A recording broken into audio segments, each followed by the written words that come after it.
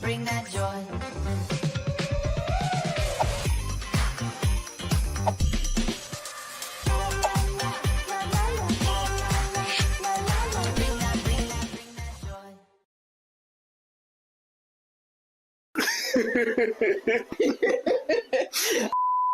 In one word, describe the game's hangout. Vibrant. Everyone's kind of getting along, playing games. I would be underestimating if I gave it any less than a 10, right? I've met some fantastic people here today, so it's a 10. Oh, I'm loving it. I'm loving it, especially this drink from Court of Cards. Yes, the best drink ever, passion fruit. I had a lot of fun, honestly. I feel I've been in touch with my inner child, which is something I should do more. Such a different atmosphere altogether. I don't think I have ever been to such an event earlier. What's your impression of Builder's Tribe so far? Builder's Tribe just screams community. It's just for the people. The way you've managed and organized this event, I'm really impressed because it's something that we haven't done before and we were lacking as a community. It's a nice community. I love how you came up with the idea to network with a lot of people. Networking, chilling, hanging out, playing cards. I love it. Drinks, especially. I love my drinks. Community. Coming together. I've met 6 new people today, which is really good. And I'm going to take those meetings further. I'm going to just through games. It is getting interesting, and I think after today's conversation that I had around the table, there's some interesting subject and plan and project coming up. This tech community is different in terms of the way networking is being happening. There are these young minds behind it, so we get to learn a lot with these guys. I've been looking for a community such as this for quite some time. It's a lovely community actually and diverse. I love that I met some people who work with as mentors in the community, and it's also fun to see some university students joining, so there's a really diverse, let's say, background of people joining all in all.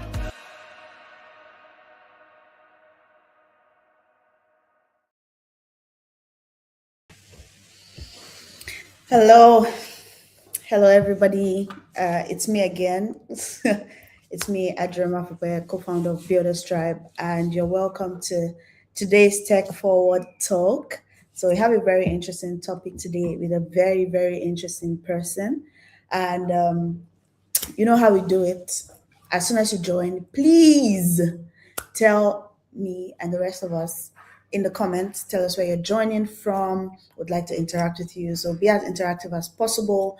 You know, you're here live, so that means we can respond to your questions. If you have any, we can take your comments, and yeah, it's going to be a nice time today, essentially. All right, so Builder's Tribe, we are, well, the most vibrant tech community in the GCC and Africa, and we're doing really amazing work around supporting startups, helping them do everything from finding investors, also within the community, to figuring out what to do, how to get started, connecting them with talent, connecting them.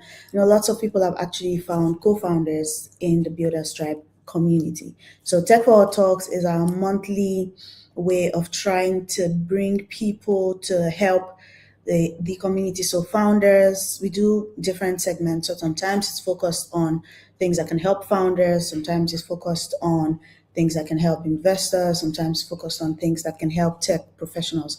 But today we're talking about building outside the usual VC cities. And I'm quite excited for this one because, right now the world is changing, lots and lots of new things. When you talk about AI, the face of venture capital is changing, especially in emerging markets like Africa and regions like the GCC. So thank you for showing up today. We have, drumroll, the amazing Kris. Hi, Kris. I feel like I should be wearing a top hat with a rabbit in it if I'm going to be the amazing Kris. Yes, but you're amazing regardless. So welcome to today's Tech Forward Talk. I'm going to let you introduce yourself, but first, let's see where everyone is joining us from. We have Mary here from Nigeria. We have Real Sam from Hungary. Another Sam from Portugal, and Meg from Uganda. Okay, that's quite great. Hello to you, Joe. Okay, I see Sam is seated. Everyone is quite excited to be here today. Kris, I'm going to give you the opportunity to introduce yourself and the great work that you're doing at Magic Source.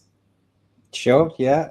Thank you. I'm Kris. I'm co-founder of Magic Source Online with my partner Ajiri, and the platform's there to redress the balance and the inequality of opportunity for funding for underrepresented founders globally, and we do that as an infrastructure layer. The problem investors have is a lack of pre-vetted deal flow. Problem for a lot of founders is where to start. The myriad of accelerator programs, what they do in addition to accelerator programs to learn more. And accelerators themselves need help.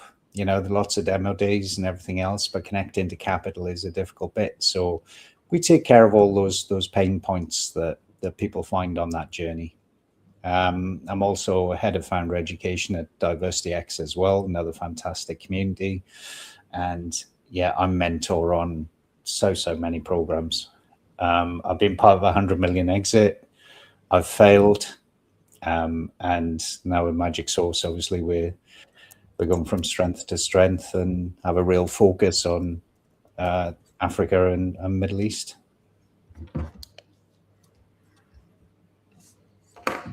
Okay, that was an amazing introduction. The work that you're doing is quite great. I've seen how you're supporting founders in Africa, for example. You're doing like free pitch deck reviews and all these things. Like, that's quite amazing. That it's what the ecosystem needs, and you're doing the actual real work that needs to get done. Yeah, that's why we're subscription free across Africa as well. It's that equality of opportunity thing again. It's we want to give people that opportunity to get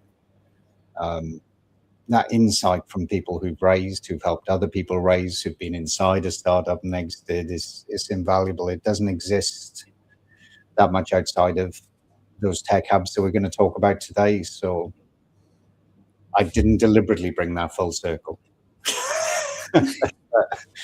Yeah. All right. Thank you so much. So it's something we always do for every broadcast, and that's we ask one question. And the question is, what's the most adventurous thing you have done?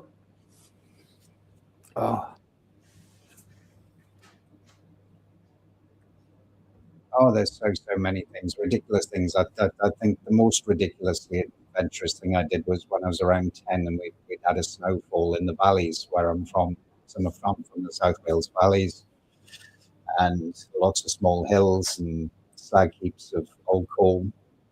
They've been snowed over. There's this nice big hill covered in snow. I put my parka on. I lay back in the snow and went down this 100-meter hill on my back in my coat. Just pulled my hood up, threw myself down the mountain, and went flying. It was exhilarating, dangerous, but yeah, I didn't just do it once. I did it numerous times that day, and yeah, parents weren't pleased with me when I got home, but you know, I had fun. Didn't break anything. Well, I guess you're very lucky. That's very adventurous. I guess you haven't done it again as you got older. Is that something you would try again? Yeah, I think there's part of me that probably still would.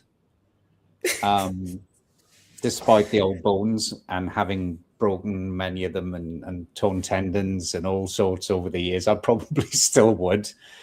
And I think as you know, there's probably founders out there. We're all a little reckless. We're all a little crazy. Yeah. So I think there's lots of founders out there who could probably resonate with that level of crazy and just think, yeah, I could probably do that. Or if not that, something else. Yeah. I think you need a certain level of affinity to risk taking to play in this space that we're in. It's quite, you need to do lots of crazy things. You need to try things. You need to be fine with failing or, in your case, breaking your neck. I haven't done that yet. Touch wood. I've broken everything else, but not that. All right. That's good. So we have lots of people that join us to the now. universe, by the way. That's not a challenge to the universe. I agree. We need you here. The work that you're doing, very important. Yes. So we have Michael Davis here saying, hoping to have a great time. We have someone from planet Earth. Maybe next time we'll have someone from Mars. And Faith says hello. She's joining from Lagos, Nigeria. And Eniola is also joining from Nigeria. All right. Fantastic. So guys, before we continue, I would like to remind everyone that because you're here live, we can take your questions. So the flow of event is I'm going to be first asking Kris some questions that I've already prepared. But as we go, if you have questions you've already prepared, you can just send them into the chat. So if Kris doesn't answer them during the course of the session, it can get to be picked first. So first come, first serve, because we might not be able to do everyone's questions. So if you get questions as we go on, you can also ask them. But I recommend, as I've seen, that you should send your questions as quickly as possible. We have Abraham here. Hello, Abraham. Thanks for joining us. So we'll go right over to it now. Okay. All right. So when people think about building startups, they often think about specific cities. How accurate is that today? Still accurate to a degree, but you can build a startup from practically anywhere. Obviously, infrastructure has always traditionally played a part in that, and it can still affect a lot of people when it comes to where they set up. But overall, no, particularly cities. Obviously, if you're out in rural areas, you're obviously going to struggle slightly more. But cities, it doesn't affect it. There's so much talent around today, and I know we're going to come around to talent probably in a little while in terms of the availability of talent, but it's not a blocker. It's not something I've seen. If you've got an idea and you've got internet, then you've still got the potential to make a dent. Okay, that's great. Good to know. Good to know, because there are lots of people in different parts of the world wondering if they need to make the next move to Silicon Valley or to be in London or Singapore or any other tech hubs. So I'm sure that's very, very refreshing for them. Okay, so the next question is going to piggyback off what you've said. And so, what has changed in the way startups are built globally over the last few years? I think the pandemic massively changed what happened there.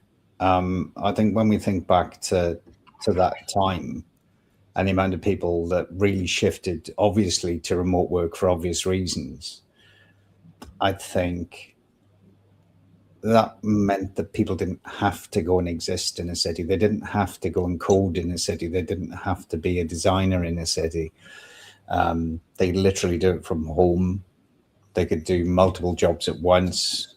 And it turned a lot of people who were maybe on wages as coders, designers, marketers into actually doing that stuff from their living room, sat in their lounge pants and a t-shirt or a shirt on top, and doing their job from there. So I think that changed it massively. Also meant it was a catalyst as well, I think, for a lot of people who'd been working. It gave people time to pause and reflect and really look at the problems around them in society and globally and locally.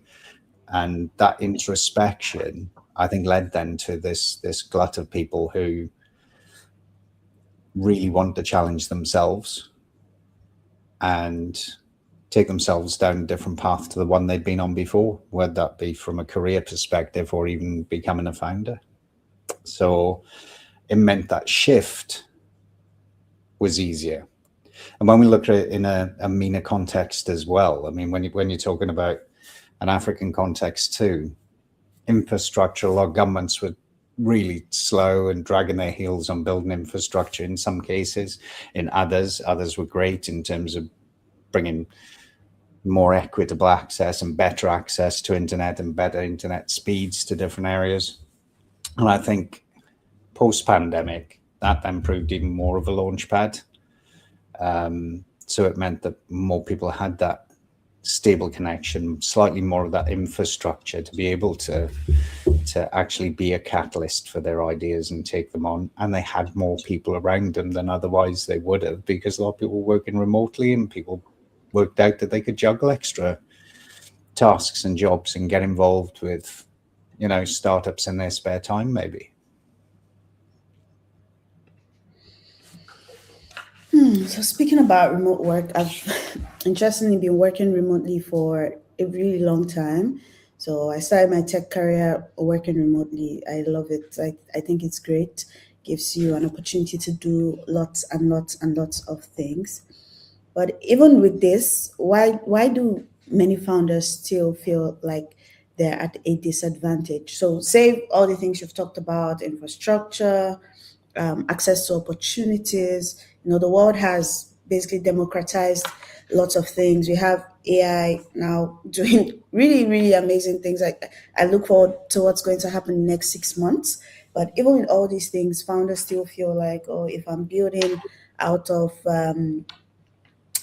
Enugu, for example, instead of Lagos, I'm not going to get any attention. So why do you think many founders still feel like they are at a disadvantage because of where they are?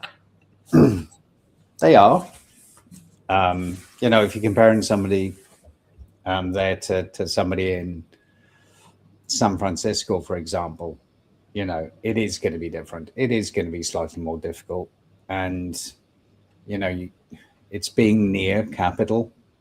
Again, that's not the challenge it was, but it's still a challenge. So they are, to a degree, at a disadvantage when it comes to capital. But there are ways and means around that. Capital, we've noticed in Europe, is becoming better organized. And again, this has come post-pandemic, and I'm seeing that across Africa as well. There's more growth around syndication. I think me and you have spoken previously about, I think it's the highest ever levels of domestic investment in African startups. So I think it's now starting to coalesce So people are looking for deals, not just on their doorstep, but wherever they're available. People can attend accelerator programs virtually. There are platforms that can help elevate and bring visibility to startups that are outside of the normal ecosystems. So whilst not perfect, it's definitely improving, and it's becoming less of a disadvantage than it was. You're never going to catch San Francisco and New York up. London, Paris, Berlin, and all these other places, don't see why not. Okay. You have the talent, the capital exists there, the capital requirement is different, so you don't need as much available capital to have as much impact. So it's a trade-off. So could it become as good on less money? Yes. Okay. So now that we're going in the direction of all the things that are available, so what would you say are, sum this out. Okay, so what are the advantages? So the actual advantages that founders in cities that are not the usual VC cities, what advantages do they have that people don't talk about enough? I mean, the one thing I see in regions all over the world and provincial cities all over the world that exist outside of the normal tech hubs is that there's more people cheering you on. You have more cheerleaders. More often than not, you have more people who want to support, who want to amplify, because you're seen as representing that city, that region, that large town. Whereas you can get lost in amongst that signal to noise ratio when you're in SF, New York, London, Paris. It is easier to drown in amongst all of that and not be seen. You've really, really got to scrap, and it's a constant grind in those cities. I've spent my time in some of those cities, and you literally have to be visible at the events all the time to be able to get that attention. I mean, as much as we live in an attention economy from a social media perspective, from a startup perspective, when you're in those cities, it's not just about the socials. It's not just about that basic amplification. It's having that validation from somebody within those ecosystems. Whereas when you're in the provincial cities, regions, you get that local amplification. There are people who are trusted, respected outside of those regions and cities that can then switch people outside of those areas onto your opportunity as well. So amplification can have many routes, and that often starts with the earliest people join your cap table.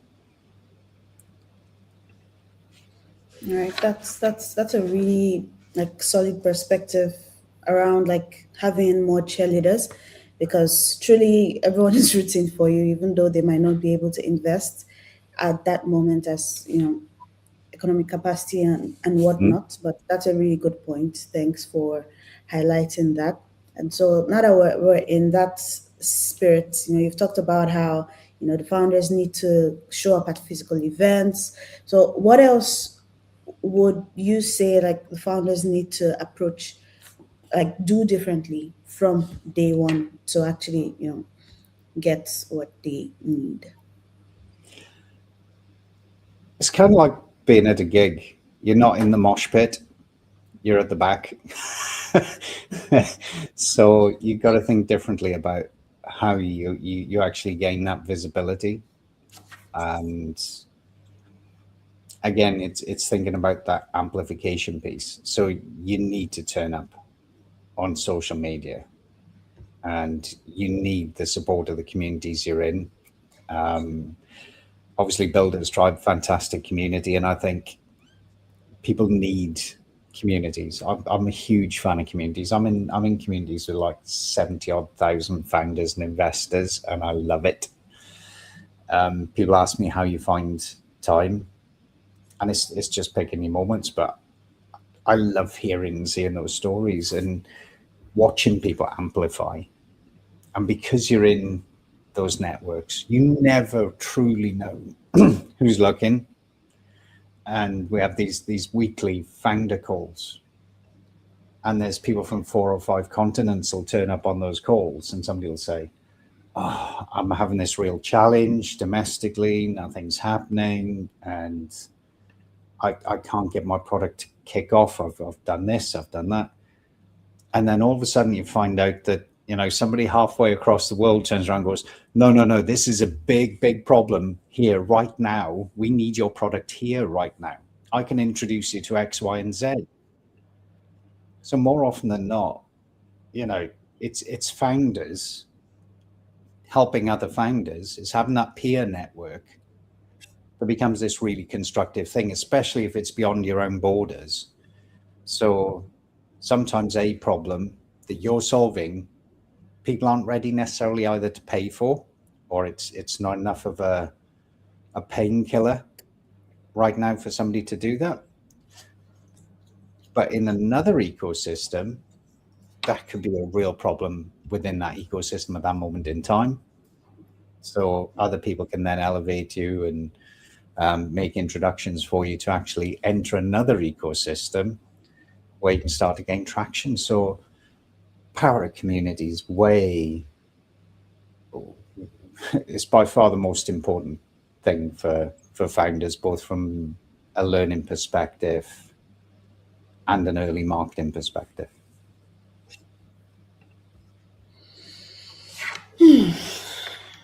That's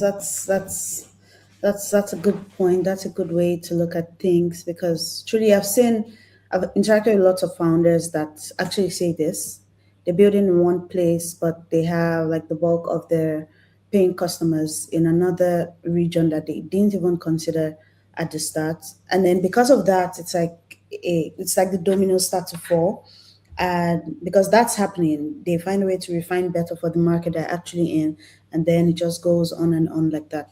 So thanks for sharing that. I think that's really important. And before we continue, I would like to point something out to remind everybody that is live. Please do not wait till last minute before you send in your questions. I can see Meg Green already sent in a question. So please send in your questions as you have them, and we will take it at the end during Q&A. Okay, let's move on to the next question. All right, so the next question now is about talent. So how should founders think about building teams if they don't have access to a concentrated talent pool?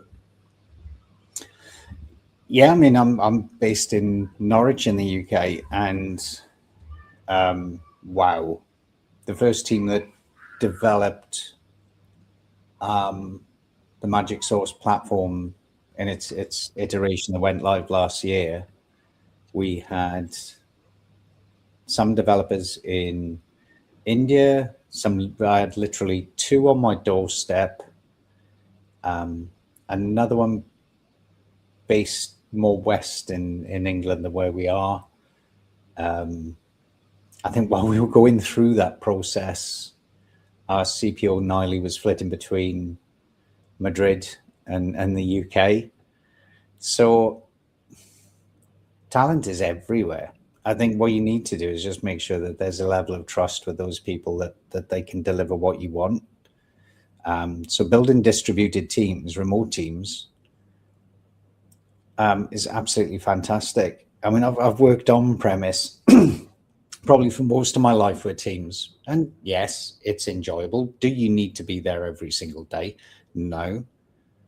You can grow a business to its growth inflection points with a distributed team, and again, that comes from communities and being able to be in communities that aren't limited to one geography but span geographies, and you get people with other perspectives, you open up other networks, you open up everything.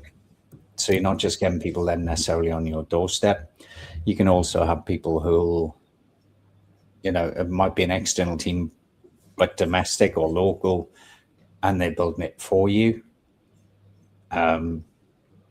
or somebody doing the actual marketing for you. It's just making sure that you know what the outcomes you want are, and making sure that they know why those outcomes are important, no matter what job they're doing, and that they understand your mission as much as anything else. Then it's just about keeping it on track. Is it harder to keep people on track when they're external or remote? A little. But again, AI can help you with that. These are the kind of things you can actually spitball with your AI and say, look, I'm managing this process with this team. And what are the pitfalls? What are the things I need to look out for? Put yourself in the position of a CMO of an early stage startup. Put yourself in the position of a chief product officer of an early stage startup, and bring me the considerations and milestones that I need to put in place and hold people to. What are the expected timelines I should look at for these things to start happening? What are the potential costs? You can get most of those out, and it supports you so much. I see so many founders asking for co-founders at an early stage as well. And they don't need them in a lot of cases. They just need to use AI well and not just let it become a simp and just agree with everything you say. You need to make sure it remains your critical friend, and make sure it takes on the perspective of somebody who will challenge, and it will, and it's so useful. So that should be the first protocol if you're really early stage. Getting into communities is really high on your priority, even if you're not building yet or ready to raise or anything else. Get in the communities and be with other founders.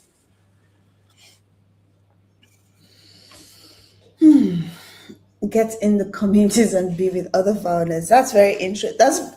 It's great that you ended there, because the next question is actually going to, what if there are no communities?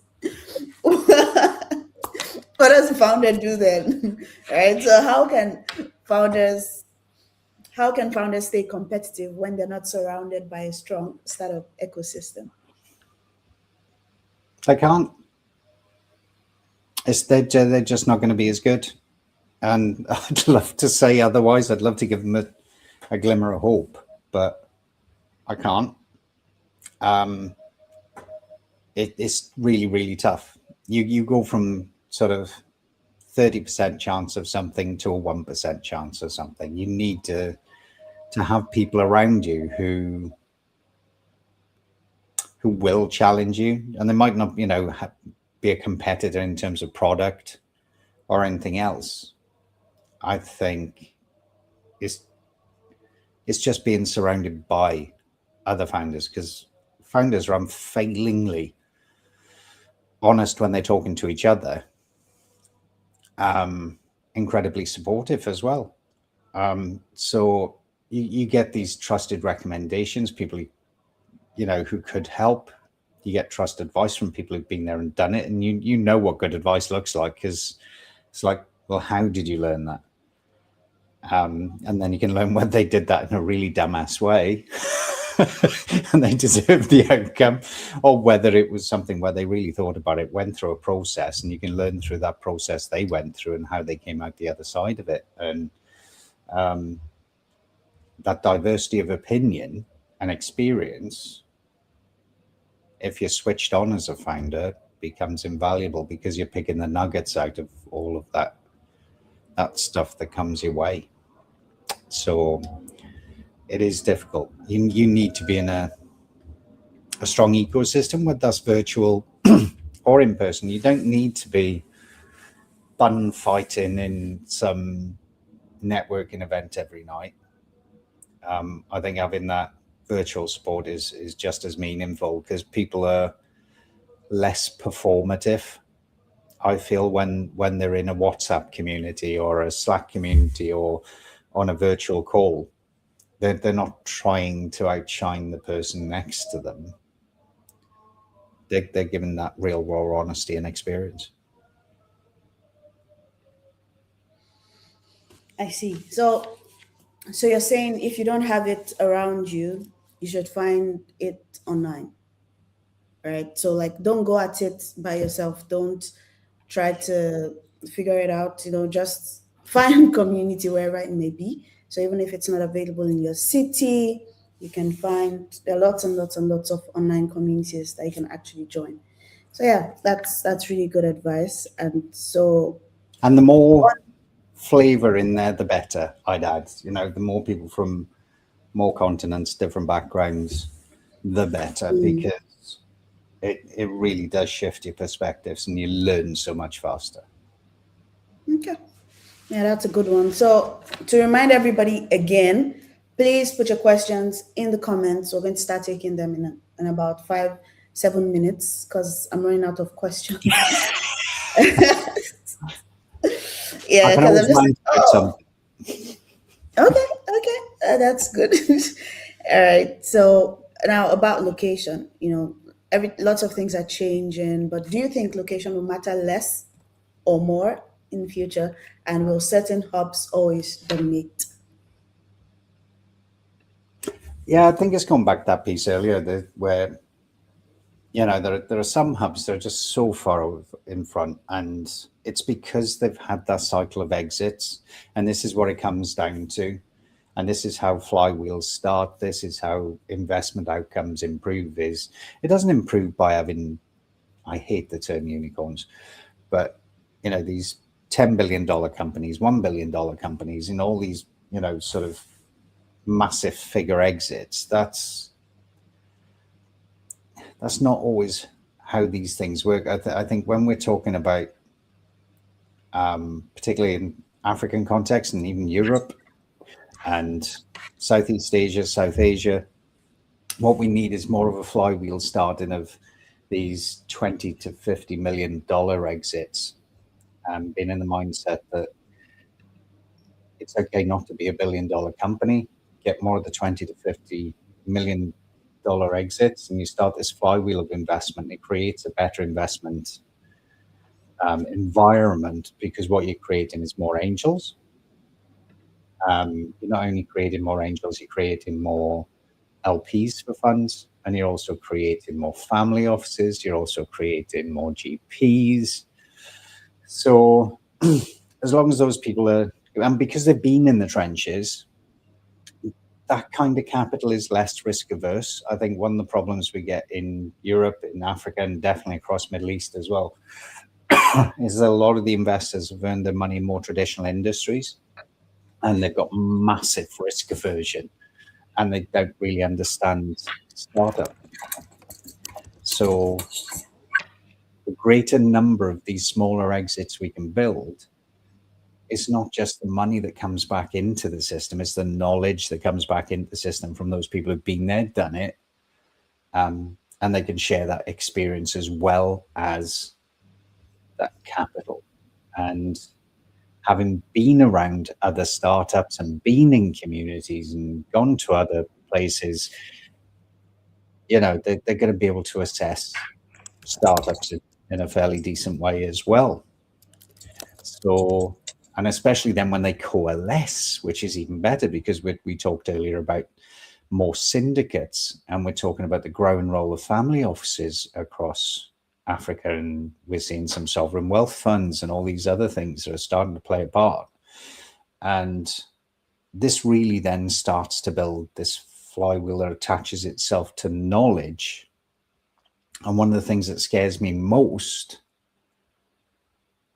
and this is all over the globe outside again of sort of a handful of centers, is the accelerators being quite often run and managed by people, and it's no fault of their own, but they don't necessarily have experience being a founder themselves, and they don't know that jeopardy. They've never had to deal with that level of resilience necessarily you need to be a founder, and they've not faced the problems you'll go through in the early stages of a tech founder. So that starts to change, because those people are getting mentored and helped by people who've been through the mill a number of times, or have exited, been there, exited, even if they've failed. It's getting those lessons from people who've been there and done it, the feedback into that ecosystem. Because I see a lot of programs in Europe, South Asia, Southeast Asia, Africa, Middle East, that try and push early stage startups into a VC narrative really early.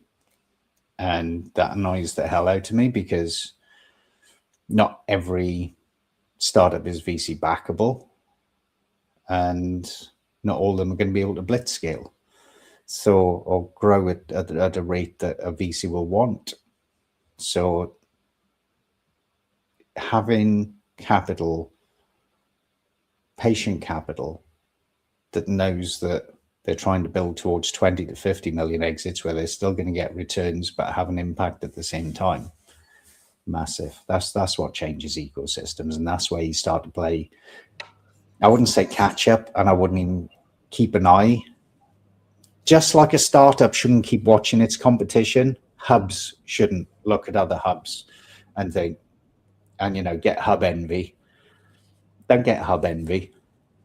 Just think, how do we make this better? And if you're looking at the hub, it's what are they doing well that would work well here?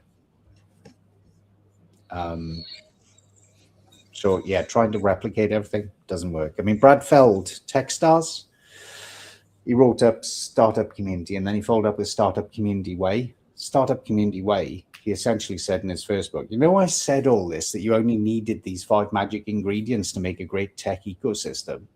Yeah, I was wrong. Because he just based it on Boulder. You can't. Those 5 magic ingredients don't exist. You can't make SF or New York or something like that somewhere else. But a lot of the other cities, you can, because they have the appropriate ingredients. You look at. We've got a few people here from Lagos on the call today, and we know the depth of tech talent in Lagos. So it's phenomenal. And really good marketing talent. There is no reason why I can't compete with any other sort of European tech hub and lots of the sort of smaller American tech hubs as well. And that's right now. I love that you said Lagos because I'm from Nigeria and I started my tech and everything in Lagos. So Lagos has really shaped who I am today. That's why I'm doing community, because community is really strong in Lagos. Everywhere you turn, there's support for you. You can't go wrong, right? Except you choose to. Except you don't listen, then you go very wrong. You got to be able to listen. That's why we got 2 of these and 1 of these, isn't it? Exactly. This has been very amazing, Kris. I would just like to remind our audience of a couple of things before we ask the final question from my end and start taking questions from the audience. So please, if you haven't put your questions in the chat, please do so ASAP. So remember to follow Builders Tribe on all socials. It's Builders Tribe HQ. If you don't like social media, you can visit us on our website at builderstribe.xyz. So now that you're here, all of you that are live, please subscribe to our YouTube channel. If you're watching the replay of this, you can still subscribe. It's not too late. You should connect with Kris on LinkedIn. He puts out really amazing content that every founder can learn from. And you can also visit magicsource.online to learn more and use all the tools and everything that they have to support founders. Great. So now my final question for you, Kris. Drum roll. Now, so we said lots of things. We've talked about community. We've talked about basically listening more than you're doing. We've talked about getting to use AI better rather than looking for a co-founder, and lots and lots and lots of other things. So, but what other 2 to 3 practical things can a founder in Africa or the GCC or anywhere else that's not the big 7 do today to build effectively from where they are? That's a nice, easy one. I mean, we've got the stats to back this one up. We've now reviewed a ton of decks from founders in Africa, and the biggest failing, I hate to start with the failing, but what it leads to is the solution is 85% the decks fail on go-to-market strategy. So, and the good thing, this correlates with everywhere else as well. They're all around 85% as well on first pass. They all fail on their go-to-market. So one of the first things I'd say is that not enough founders speak to enough customers. They go ahead and build solutions without actually bringing anyone with them. And the people they're building it for, you need to have those people on board, even while you're building, before you're building. There are people who talk about stealth startups. I mean, unless you're creating some new genome or something, no. Build in public, bring people on the journey with you. And you get people involved in that process, and you start learning more about your marketing approach and how you would market to people, and whether people would even pay to have that problem solved. And then you have a better idea of that beachhead. The other practical things are, and this is another heads up, don't concentrate on things like total addressable markets. What investors want you to focus on is your beachhead, your wedge, as a lot of people call it. So it's focusing on, they'd rather find out that you've well researched your initial customer base. So if you said, we're targeting every FSB member in this region of a country, and that would be worth this to us within the first 12 months. Great. Or this sector, this demographic of person. This is exactly who we're targeting, because from our tests, these are the people who've already paid for the product. Or these are the people who've already sort of signed up to our waiting list for a product. I mean, before I launched Magic Sauce, I ended up with a waiting list of about 300 people, and I cultivated that over months and months and months. And I talked to them, and I surveyed them, and I bugged them, and I dropped them DMs. Would you like this? Do you think this is good? Do you think this means you're more likely to pay for something? And it is. If people are on board with your mission, and your product is enough for a painkiller, not a vitamin, then they'll come on that journey with you. And you don't need all of them coming that journey with you. Out of 300, you'd probably have about 30 that are actively telling you what they like and don't like. And then you go market to those people that do what they do, the stage they're at, the kind of companies they're at, what kind of things they buy, the habits they've got. That's the ones that starts to allude then to who you're marketing to. So I'd say that's the key thing. And the other practical thing is aim for revenue first. Never depend on being invested in, never depend on somebody giving you a grant, never depend on anybody giving you a loan. Build what you can. I mean, the first version I built a Magic Sauce, I've told people many, many, many times this. I couldn't code. Back when I started this, I couldn't even get something working in no code. This was before all the Gen AI tools. I felt a fool. But I thought, I need to get this up and out and tested. So I cobbled together something using GoDaddy Website Builder and Google Classrooms. And that gave me my first 70K in revenue. You don't need to spend a fortune. Both of those tools cost me next to nothing per month. So it's about thinking outside the box. You don't have to deliver the polished thing straight away. Build something that solves a problem somebody has. And if they're willing to pay for it, magic. Then you've either got the revenue or the traction to be able to go for investment, or to pay for more help to get you to the next stage. Yeah, that's very valuable advice, because with AI and all the uncertainty with capital and investments, most VCs and everyone with capital right now is quite hesitant, right? So They we're want seeing like traction. a slowdown. Yeah, they want to Yeah. see that, because if everyone can build your product in 2 weeks, you know, they want to see that you actually have what it takes to drive this and to take it to the next level and actually get people interested enough that they pay for it. So it's something I also always tell founders, like, you need to focus on making money. Have you gotten anybody to pay for this? You're not building OpenAI where you need so much money in research and Yeah, this development. isn't deep tech. Deep tech. It's not. How about you figure out how to get people to pay for this as quickly as possible, right? I'll lay you in another insight as well. Obviously, I mentioned the investor meetings we have every Thursday. And one common theme for months was AI slop. And they're seeing a lot of AI slop. They're still seeing a lot of AI slop. So being able to stand out amongst that is one of the biggest challenges, obviously.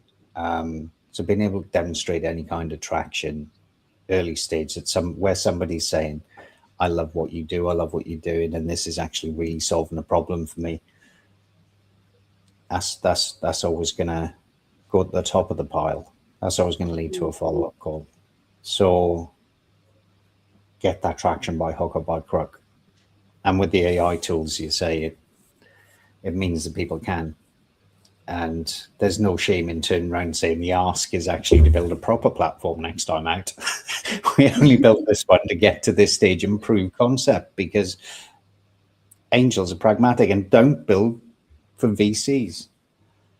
Don't try and build for VCs. Don't even apply for VCs. Don't even think of applying for VCs until you're doing like 5-6 figure MRR. Don't bother. Angels are out there. FOs are out there. They're your best protocol. Get a good group of them. They become your biggest cheerleaders. That's the best value-added capital you will have at any point of your journey. Yep. 100%. I agree with you. And, it's also like for most founders, it takes a lot to like shift from being in love with your product to figuring out how people actually pay for it. So that's a whole different ball game. We have maybe 7 minutes. We have lots of questions, but some of them you already answered. Like this one, how can someone position themselves globally without relocating? So except you want to add like something extra, you can go, or yeah, you don't need to relocate. I mean, I don't live in London. I do go to London now and again, but it's not a necessity. It's not the necessity it was. And the company I work for that achieved 100 million exit, it's not massive in terms of exits, but it was big enough. And that was on the doorstep right here. I was chief of sales there. It's feasible. It comes back to that amplification, that ability to build a core team that can succeed, and being in communities that crosses borders, because that's the quickest way to get introductions into other markets. Because then you find out whether other people in other continents have the same problem you do, and you build local champions. I mean, this is something we've done ourselves. We've eaten so much of our own dog food. I'd be a terrible mentor if I didn't have to eat all my own dog food on this stuff. So I've had to do most of these things, and I've built local champions in different nations, different regions, people who love our mission, who want to do stuff, and great people like Zishan in Pakistan. So we kicked off Magic Sauce Pakistan as a result of that. And this is it. It's broaden your horizons and go talk to other people in other places. And it doesn't necessarily mean a huge hike in marketing to be able to do this. Most time that's through warm intros, because you're helping somebody solve a problem that's immediate and on somebody else's doorstep.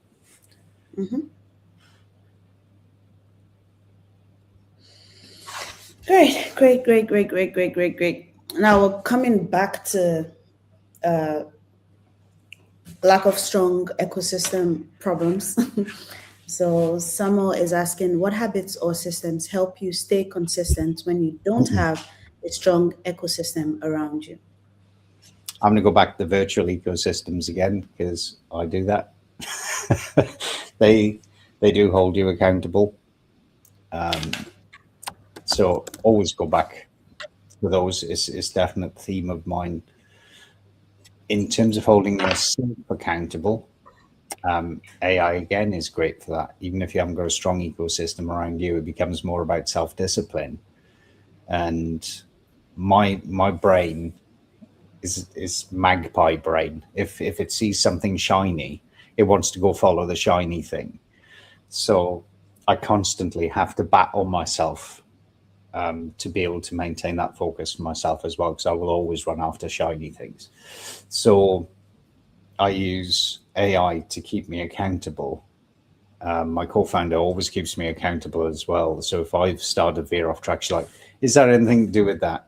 Is that in our immediate mission? No, stop, just don't do it. So I'm lucky to have a co-founder who's so awesome like that, and my partner. But I also have a backup for those things that I might miss, because there's so many things that can fall through the cracks as a founder. So I use GPT to literally remind me on, a daily basis, go do this. I've got calendar reminders stacked. When I'm not even doing calls and stuff, I'll have other calendar reminders going, do this. You said you do this by the end of the day. You do this. I've got a to-do list as a third backup for that. So I literally have about 3 or 4 fail safes to make sure that I maintain that discipline, because my brain would be everywhere otherwise. I'm too much of a geek. I'm too much of a nerd. I want to be in everything. So my brain tells me, no, focus on this bit. Do this now. Then you can geek out after. Very useful and very true. I also have lots and lots of things that help me. Like, I have my notes, like you said, the third backup. Yeah, so that's very helpful. We have one question from Regina. That's a good one. Yeah. So what traction do you need? So I'm thinking maybe you can answer this less around like paying customers, like revenue. So like what other things can be traction? So because you already mentioned, like, think 5-6 figures. That's for VC. Yeah, I mean, angels don't want to see that. Angels just want to see paying customers. And it doesn't matter whether those initial customers are paying a peppercorn. Somebody's paying something to have a problem solved.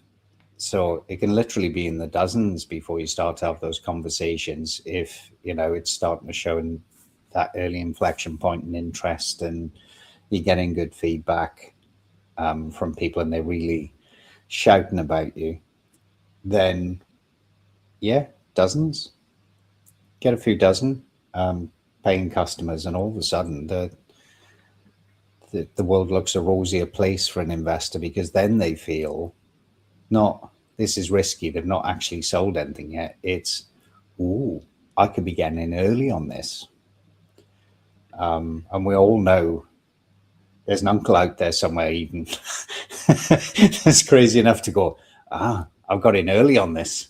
May not be the one you want on your cap table, but you start to get interest when you get a few dozen people who've paid for the product, even if it's half, a quarter, 1/10 of what you'll eventually start charging people for it. Somebody's paid for it. They've validated what you've built. So at that point, you can start to have conversations with angels for sure. Other traction points, if you're pre-money, and it's not deep tech, and it's not, med tech, pharma, because we know that takes ages to commercialize, then yeah, it's more about, where are you along the line in terms of all those approvals and all the rest of it that you actually need to bring out the licensed product. But I mean, there's nice set milestones for stuff like that in place. For your sort of more standard startups that are kind of SaaS or PaaS, yeah, it's so difficult to raise pre-money. But I mean, if you can show lots of interest, like a letter of intent that actually has figures on it from a company that's recognizable. So you get, Pfizer, for example, and they turn around and say, yeah, sure, we'll buy your software, and we'll commit to 200 users using it within 6 months of launch, paying this much. That's concrete. That's a big signal that an investor will take. So a letter of intent that's that specific, or a few of those. And the other one is obviously building an engaged waitlist. So if you can also prove that waitlist is engaged, then do.